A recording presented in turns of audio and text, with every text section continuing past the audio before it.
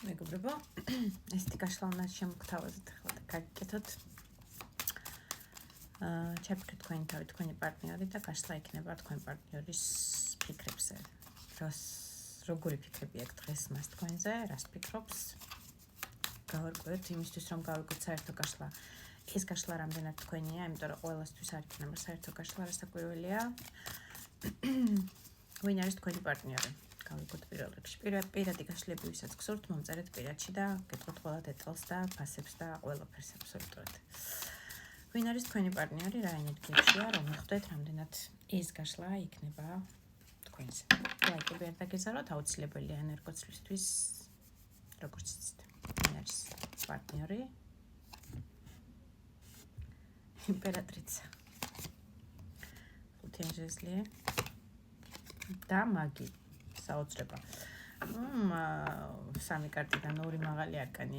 ეს უკვე ძალიან ისეთი მნიშვნელოვანი ადამიანია თქვენთვის ყოველ შემთხვევაში, თქვენ ცხოვრებაში დიდი თავისი წვლილი და ესე ვთქვათ, ძალა აქვს მაგით, იმიტომ რომ ადამიანი შეიძლება პირდაპირ მნიშვნელობით მაგია, ეზოთერიკია, წარმომადგენელია ეზოთერიკის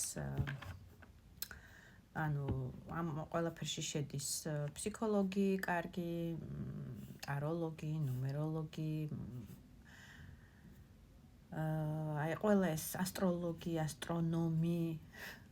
ასტრონომიც შედის.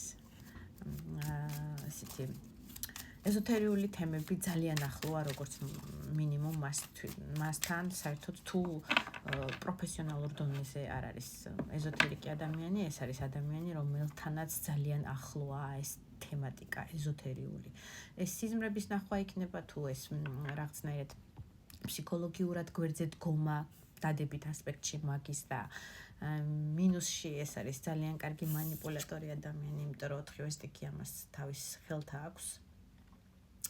და დირიჟორივით, რომელსაც მოუნდება, იმას აიღებს და იმას იმნაირად იმოქმედებს, თავის ხელში არის ყველაფერი 4 სტიქის ძალა, ასე ვთქვათ.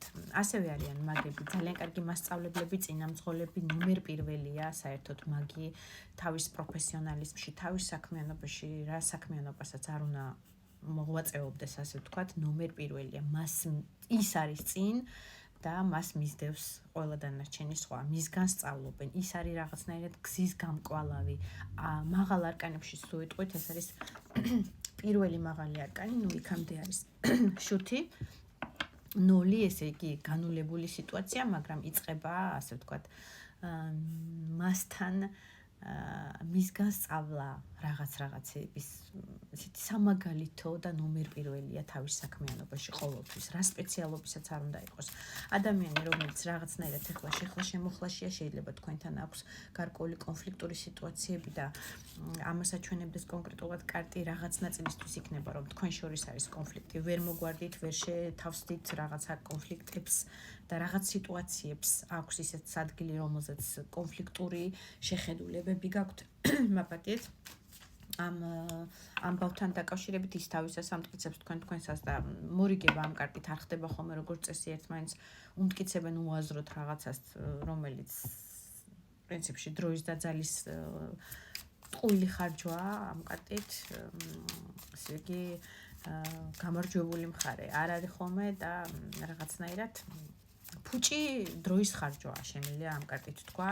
ადამიანი რაღაცნაირად როგორც მინიმუმ ნაწილისთვის ასე იქნება, რომ თქვენ შორის არის ეს კონფლიქტური სიტუაცია, ნაწილისთვის იქნება ასევე, რომ მის თავსა და გულსა და გონებას შორის არის ეს კონფლიქტური სიტუაცია თქვენთან მიმართებაში, იმიტომ რომ გული ერთ სიტყვას და გონება მეორეს, ასეთი ნაწილიც იქნება და რაღაცნაირად ვერ შეჯამდა მისი გული და გონება რომელს მიმართოს, რომელი პოზიცია დაიკავოს თქვენთან მიმართებაში, ასეთი ნაწილიც იქნება, ნაწილი იქნება ასევე უბრალოდ კონკურენტუნარიან ბრძოლაში არის ჩაბმული. შეიძლება იყოს კონკურენცია თქვენთან მიმართებაში, ვინაიდან ამოსული ხართ მისთვის იმპერატრიცად.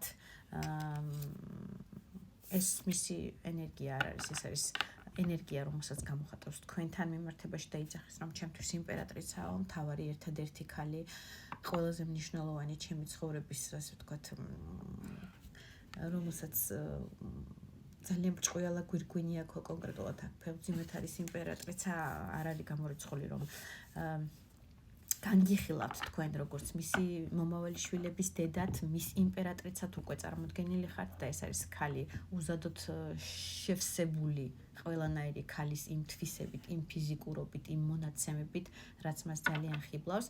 გაშლა არის ორივე სქესისთვის, მამაკაცებმა მოიგეთ ხოლმე თქვენ თავზე, როცა საუბრობ. რაღაცა შეუთავსებლობას აქვს ადგილი.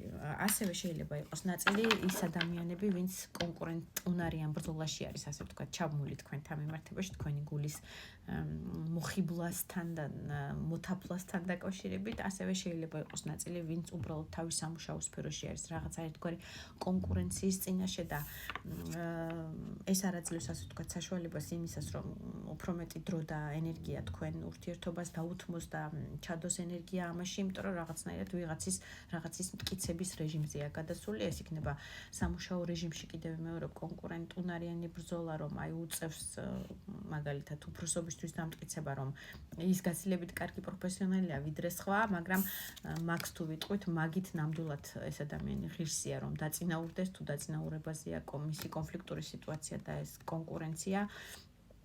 ეს არის ნომერ პირველი თავის სპეციალობაში ყველა ვარიანტში და ნამდვილად იმსახურებს თუ ამ შემთხვევაში სამუშაო რეჟიმის კონკურენციაზეა საუბარი ამ პირველობას და ამ დაწინაურებას.